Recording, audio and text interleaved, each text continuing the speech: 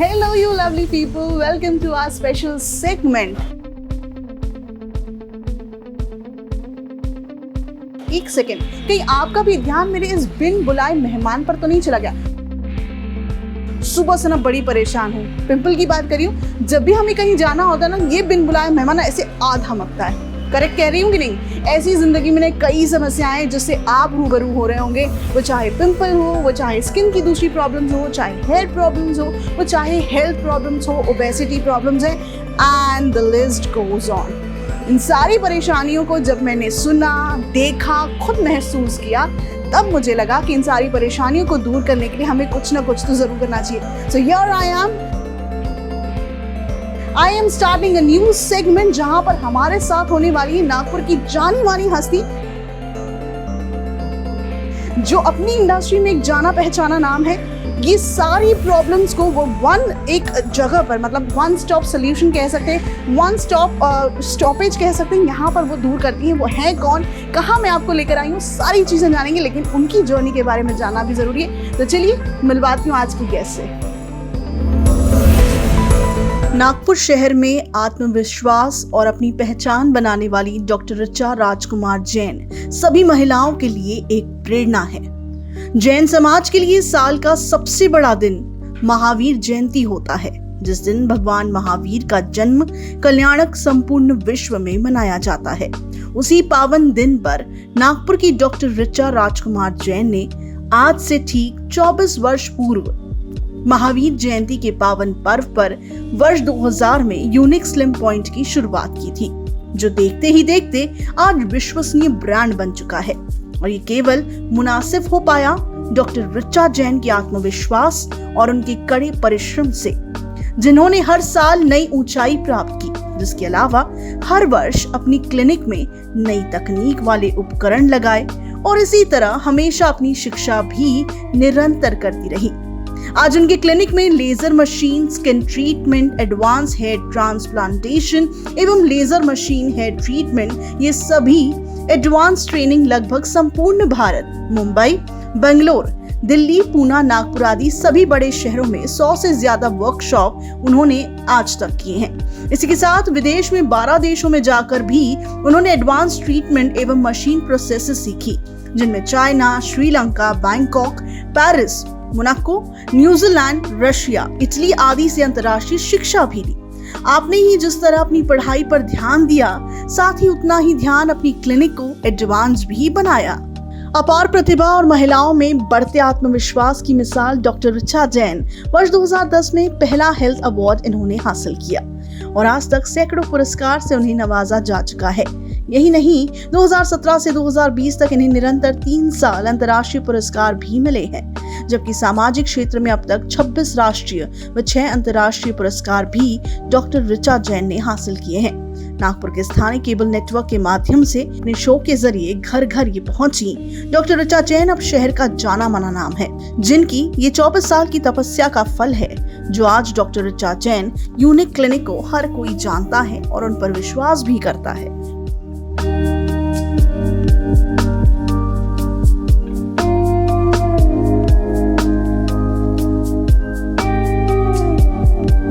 Guys, जैसे कि आप देख रहे हैं, हमारा ये ब्यूटीफुल और एक बहुत ही बढ़िया सा सेगमेंट शुरू हुआ है, be healthy with doctor Richa's unique clinic. और अभी हमने डॉक्टर ऋचा जैन की जर्नी देखी, लेकिन उनसे फेस टू फेस बात करके उनकी जर्नी को जीना तो बहुत जरूरी है। तो डॉक्टर ऋचा जैन मेरे साथ हैं। Welcome ma'am to our show. And जैसे कि आप सभी जानते हो, मैं बार बार कह रही हूँ कि इस इंडस्ट्री में डॉक्टर ऋचा जैन अपने आप में एक बहुत जाना माना नाम है। मैम, ये जर्नी 24 साल, सबसे पहले तो कॉन्ग्रेचुलेशंस, बहुत लंबा सफर है, लेकिन डॉक्टर ऋचा जैन से पहले ऋचा जैन की जो जर्नी थी और ऋचा जैन से डॉक्टर ऋचा जैन की जो सफर था, इसको अगर हम देखें, हम आपको उस एरा में फिर से लेके जाना चाहते हैं, आपको फिर से वो मेमोरी को रिफ्रेश करवाना चाहते हैं। क्या कहेंगी, वो दौर कैसे शुरू हुआ? देखिए, ऋचा जैन मेरा जो नाम पड़ा वो पोस्ट मैरिज है। बर्थ नेम यदि मैं बात करूंगी तो मेरा प्रतिभा जैन है। मैं एक बहुत अच्छा बिजनेसमैन थी बिफोर मैरिज और ज्वेलरी शॉप रन करती थी। एज ऑफ 13 to 23, जब तक मेरी मैरिज नहीं हुई, मैंने ज्वेलरी शॉप अपने पीहर गाडावारा में रन किया, अपना फैमिली बिजनेस रन करती थी और बहुत मतलब काफ़ी अच्छा बिजनेस, हम लोग उस टाइम भी करोड़ ऑफ रुपीज़ का बिजनेस उस गाडावारा में कर लेते थे। नागपुर आने के बाद मेरा नाम पहले केवल ऋचा जैन था। धीरे धीरे फैमिली के साथ, जैन फैमिली है, आप जानते हैं कि जैन फैमिली बहुत ज़्यादा ओपन माइंडेड नहीं होते हैं, पर मेरे हस्बैंड का पूरा सपोर्ट, मेरे फादर इन लॉ बहुत ओपन माइंडेड है। इन दोनों का जब सपोर्ट मुझे मिला तो मैंने एक विज़न रखा कि ऋचा जैन होके केवल नागपुर में रह के कुछ हो नहीं सकता। तब एक हमने टेक्नोलॉजी सर्च की कि ऐसा क्या चीज़ किया जाए जो नागपुर में नहीं है। उस टाइम जब मैं आई तो मैंने देखा वेट लॉस क्लिनिक तो थे, जिम, योगा, एरोबिक्स काफ़ी थे, पर कंप्यूटराइज वेट लॉस सेंटर नहीं थे। तब काफ़ी सर्च करने के बाद फिर मैंने सेल्फ स्टडी भी किया, क्योंकि मेरा स्टडी ओबेसिटी के लिए इतना स्ट्रॉन्ग नहीं था। तो फिर सेल्फ स्टडी करने के बाद फिर डॉक्टर ऋचा जैन मैं बनी और अपनी जर्नी एक फैमिली के साथ, छोटी बच्ची मेरी खुशी, प्रेग्नेंट भी हुई, फिर उसके बाद काफ़ी सारे घर के काम भी देखे। और उसको मैं, पहले तो मेरे पास कार भी नहीं थी, तो मैं स्कूटर में लेके उसको ये सेंटर और वो सेंटर जाती थी और अपना वर्क कंप्लीट करती थी। मैम, कहीं ना कहीं जैसे आपने कहा कि एक जैन फैमिली से होना या फिर कोई भी, क्योंकि उस ज़माने पे तो हर फैमिली, हर रिलीजन में एक कहीं ना कहीं बंदिशें थी, और शादी के बाद तो कहीं ना कहीं ऐसा रहता है कि फर्स्ट प्रायोरिटी हमारी फैमिली होनी चाहिए, हमारा बिजनेस तो हमारे हस्बैंड्स देख ही रहे। लेकिन उस थॉट प्रोसेस को चेंज करना, अपने आप एक फैमिली से शुरुआत करना, ये कैसा रहा, ये कैसे पॉसिबल हो पाया? देखिए, जब मैंने पहले फर्स्ट केवल एक 1800 के फ्लोर में मैंने पहले वेट लॉस क्लिनिक और फेस लिफ्टिंग थेरेपी स्टार्ट किया, पर जब उसका सक्सेस हमने देखा तो सबसे पहले फैमिली सपोर्ट, कम्युनिटी सपोर्ट, और सबसे पहली बात मैं बोलूँगी मीडिया सपोर्ट, क्योंकि उस टाइम से ही लोकमत, जोशना भाभी का मेरे लाइफ में काफ़ी सपोर्ट रहा है, और साथ में सारे मीडिया चैनल। तो आप सबका जो सपोर्ट, क्योंकि एक ऐड पहले आती थी तो आप बिलीव नहीं करेंगे, 500 प्लस हम लोग कॉल्स अटेंड कर लेते थे 3-4 डेज़ में, और उसके बाद उतना ही क्लाइंट का काफ़ी अच्छा रिस्पॉन्स था। तो एक विदर्भ का मैं ये बोलूँगी, जब इतना अच्छा रिस्पॉन्स और सपोर्ट मुझे उस टाइम में मिला तो फिर मेरी एंथुसिज्म बढ़ता चला गया। कुछ ट्रेनिंग तभी भी मेरे पास कम थी, जैसे advance cosmetology treatments, laser treatments, PRP procedure, फिर then baldness treatment, hair transplantation process. तो मैंने लाइफ में 2 चीज़ हमेशा एक्सेप्ट की, एक तो technology, second training, and third international training और इक्विपमेंट्स। तो ये मैं मानती हूँ, यदि जो लर्निंग हमारा ग्रैस्पिंग है वो ही हमारी लाइफ की सक्सेस है। Very true, I agree to this, क्योंकि लर्निंग का कोई एज नहीं होता, लर्निंग की कोई सीमा नहीं होती। बट मैम, जब आप इस इंडस्ट्री से जुड़ी और आपने कहा कि अब कुछ लोगों को सर्विस देनी चाहिए, क्योंकि उस ज़माने में जिम, योगा, ये सब तो चले आ रहा था, लेकिन इस तरह से एडवांस टेक्नोलॉजी लाना और लोगों को उसे एक्सेप्ट करना, बिकॉज ये बहुत डिफिकल्ट है, लोगों को अप्रोच करना और उसके बाद लोगों ने इन चीज़ों को एक्सेप्ट करना। आपको जब शुरुआत में क्या कोई दिक्कतें आई या फिर लोगों का किस तरह का रिस्पॉन्स रहा? देखिए, पहले जर्मन टेक्नोलॉजी वेट लॉस का तो मैं अभी भी बात करूंगी कि इवन मैं किसी डॉक्टर के अपोज में नहीं बोल रही हूँ, पर आज भी बड़े बड़े डॉक्टर्स जिनकी काफ़ी बड़ी अच्छी MD प्रैक्टिस हॉस्पिटल्स चल रही हैं, उनको भी ये टेक्नोलॉजी का प्रॉपर नॉलेज नहीं है, क्योंकि ये जो टेक्नोलॉजी है इसकी स्टडी बिल्कुल अलग है। क्योंकि वेट लॉस हम ले डाउन पोजिशन में करते हैं, there is a no exercise, no gymming, nothing else, बस पेशेंट को हमारे मशीन के बेड्स पे लेटना होता है, और जैसे ही पेशेंट मशीन के बेड पे लेता है तो वेट लॉस, तो स्टार्टिंग में डेफिनेटली हमको काफ़ी इसको एक्सप्लेनेशन करना होता था। आज तो हम जिस सेंचुरी में हैं, इस टाइम हमारे पास में काफ़ी सारे digital media, video, Facebook, Instagram, twitters available हैं, पर उस टाइम हमको जो भी वर्क रहता था वो केवल पेपर एड, न्यूज़ कवरेज और हमने पर्सनल टेक्नोलॉजी एक्सप्लेन करना, तो बहुत हार्ड फेस था। धीरे धीरे पेशेंट्स को समझना स्टार्ट हुआ, धीरे धीरे लोगों ने इसको एक्सेप्ट किया।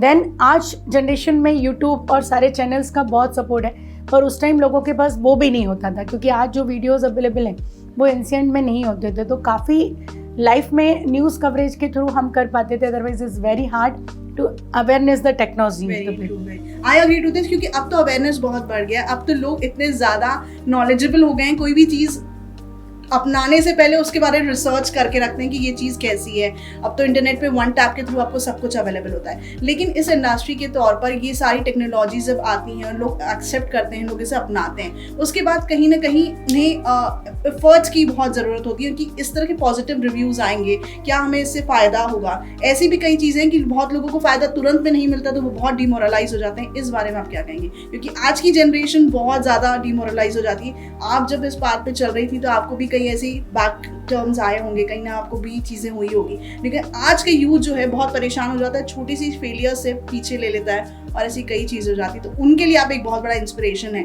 आप क्या कहना चाहेंगे इसमें? देखिए, लाइफ में बहुत स्ट्रगल होता है।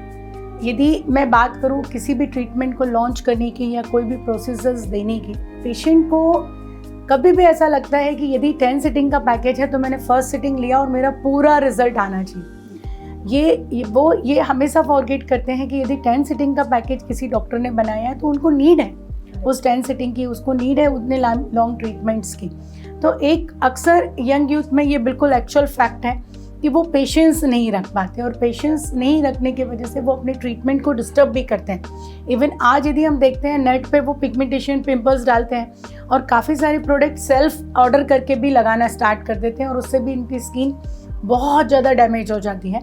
तो ये सब जो चीज़ है ये बहुत कॉमन है। मैंने भी अपनी लाइफ में जैसे आज सेंटर ओपन किया, पहले एक 800 स्क्वायर फीट में ओपन किया, फिर पूरी बिल्डिंग को 2007 में 6000 स्क्वायर फीट में ओपन किया, फिर राहटे का लोकमत में मैंने लीज पे जगह ली और लीज पे जगह लेके फिर वहाँ पे 5 ईयर सेंटर रन किया, फिर अपनी लैंड ली, लैंड लेके फिर राहटे कॉलोनी पे बिल्डिंग बनाई, फिर अपन ने सेंटर को बड़ा कन्वर्ट किया, फिर गांधी बाग का मेरा 20 ईयर ओल्ड क्लिनिक था, उसको चेंज करके फिर अभी टेलीफोन एक्सचेंज स्क्वायर पे मैंने काफ़ी पॉश क्लिनिक बनाया। पर इस सब भी सफ़र में लाइफ में बहुत स्ट्रगल होता है, क्योंकि मनी लगती है, हर चीज़ में आपको ट्रीटमेंट लगती है, प्लानिंग लगती है, कंपटीशन को फेस करना होता है। पर हमने ये माना है कि सेल्फ कॉन्फिडेंस कभी लूज़ नहीं करना चाहिए। यदि हमने अपना कॉन्फिडेंस लूज़ कर दिया तो हम जीवन से हार जाते हैं। तो मेरा ये मानना है कि मैं अपनी विलिंग में मैं इवन अपने बच्चों को, अपने हस्बैंड को, सबको ये मोटिवेट करती हूँ कि मेक योर कॉम्पिटिशन। यदि हम अपना, जैसे डॉटर को मैंने लंदन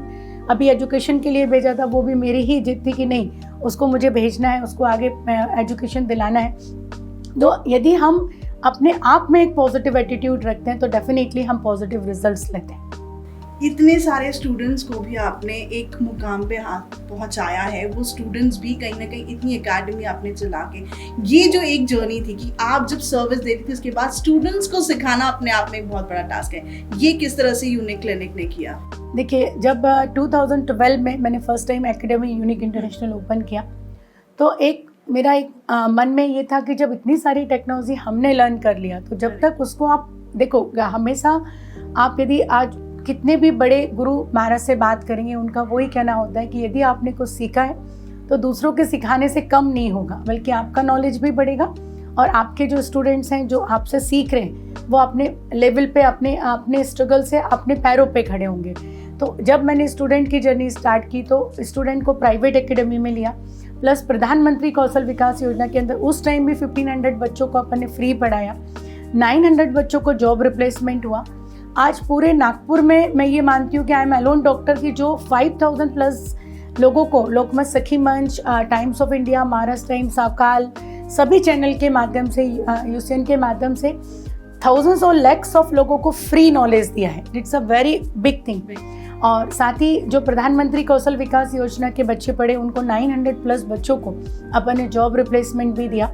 उसके साथ में आज अपनी एकेडमी में cosmetology, trichology, naturopathy, advance treatment जब हमने लर्न कराए तो आज यहाँ से हमारी एकेडमी से पढ़े हुए बच्चे फॉरेन तक में अपना क्लिनिक ओपन करके रन कर रहे हैं। और अभी भी 110 बच्चे फर्स्ट बैच में, 160 बच्चे सेकंड बैच में, इस तरह से फिर with in 3 to 4 month 500 plus student free हमारी एकेडमी यूनिक इंटरनेशनल में लर्निंग ले रहे हैं। तो it's a very good thing कि हम ये इस तरह से सर्विसेज जितना हम अर्न करते हैं उतना हम सोसाइटी को देते हैं। It's a very big thing. जब हम कोई काम करते हैं हम ये नहीं सोचते कि इसके बदले में हमें क्या मिलेगा, क्योंकि एक सर्विस भी बहुत बड़ी अपने आप में चीज़ होती है। मैम ने जब शुरुआत की तो उन्होंने ये सोचा कि मेरे जो मुझे आता है वो लोगों तक पहुंचाना और लोगों को इसका फ़ायदा पहुंचाना बहुत ज़रूरी है। लोगों को जब तक ये सर्विस मिलेगी नहीं तब तक लोग समझेंगे कैसे और इसे अप्रोच कैसे करेंगे और इसे एक्सेप्ट कैसे करेंगे। उसके बाद स्टूडेंट्स को सिखाना और उन्हें एक मुकाम पर हासिल करवाना। लेकिन ये सारी चीज़ें करते करते जब आपको एक रिकग्निशन मिलता है तो वो अपने आप में आप अपने खुद के लिए एक बहुत बड़ा अचीवमेंट होता है। जब फर्स्ट अवार्ड आपके हाथ में आया उसके बाद तो अब अवार्ड्स की तो आपके पास इतने हैं कि गिनती नहीं है। तो वो जो फर्स्ट अवार्ड जब आपको मिला, जो फर्स्ट रिकग्निशन आपको मिला, हाउ वाज द फीलिंग और वो जो जर्नी रही? 2010 में फर्स्ट Yes. हेल्थ अवार्ड मुझे रिसीव हुआ और वो भी स्पिरिचुअल अवार्ड था. It's a very good thing. फिर रेगुलर लगभग अभी तक best weight loss clinic, best skin and hair international health award, best obesity clinic, top doctor in India 3 times मिला, best cosmetology in top 10 cosmetology in India. इसी के साथ में मैं ये मानती हूँ 26 national, 6 international award, 180 plus recognition मिले. पर उनसे मैंने एक अपने आप में एक चीज़ की, तो लोगों ने मुझे अवार्ड दिया और 2012 से अभी तक मैं लगभग वुमेन्स अचीवर अवार्ड ऑर्गेनाइज कर रही हूँ. तो मैंने तो अवार्ड लिए हैं, पर मैंने अपने बिहाफ पे लगभग अभी तक 130 प्लस लेडीज़ को वुमेन्स अचीवर अवार्ड दिया भी है. तो मेरा एक था कि जब मुझे अवार्ड मिलके इतनी खुशी मिलती है तो मैं ये खुशी केवल अपने तक क्यों रखूँ. जो लेडीज़ वर्क कर रही हैं उनको भी इस तरह का अप्रिशिएशन जरूर मिलना चाहिए. क्या बात है मैम, मतलब ये डिटर्मिनेशन अपने आप में काम को लेकर जरूर होना चाहिए. मैं भी आप लोगों से यही कहूंगी कि ऐसी कई यूथ हैं, ऐसे कई लोग हैं जो कई काम को फेलियर के बाद भी फिर से शुरुआत करते हैं. मुझे लगता है आप जितनी बार शुरुआत करेंगे उसमें कोई भी गलत नहीं है, कुछ भी बुरा नहीं है, कुछ भी बैड नहीं है. अगर आप फिर से शुरू करते हैं तो फिर से आप जीरो से शुरू कर सकते हैं. जैसे कि मैम कह रही हैं कि इतनी सारी चीज़ें होने के बाद भी अब भी उतने ही डिटरमिन्ड हैं लोगों के प्रति कि अपने काम को लेकर और लोगों को किस तरह से वो हेल्पफुल है. अभी भी आप कभी भी उनसे बात करने की कोशिश करेंगे वो उतनी ही हेल्पफुल है. तो इसीलिए डॉक्टर ऋचा जैन के साथ हम लेकर आए हैं बी हेल्दी. तो ऋचा यूनिक क्लिनिक आपके सामने आएगा कुछ नए एपिसोड्स को लेकर, जिसमें हम आपको बताएंगे ऐसी कई प्रॉब्लम्स. वन स्टॉप सोल्यूशन है डॉक्टर ऋचा जैन. वो चाहे स्किन हो, वो चाहे हेयर हो, वो चाहे बेस्ट प्रॉब्लम हो, ऐसी कई चीज़ें हैं. तो हेल्दी होना हर किसी के लिए एक बहुत बड़ी चीज़ है. और आजकल तो इतना ज़्यादा स्ट्रेस बढ़ गया है कि everybody wants to be healthy, लेकिन हेल्दी होने के लिए हम आपको हेल्प करने वाले हैं. सो फॉर दैट हम मिलेंगे नेक्स्ट एपिसोड में डॉक्टर ऋचा जैन के साथ एक नए सब्जेक्ट को लेकर, एक नए टॉपिक को लेकर. लेकिन वो क्या होगा उसके लिए you have to be stay tuned. Bye bye, नमस्ते.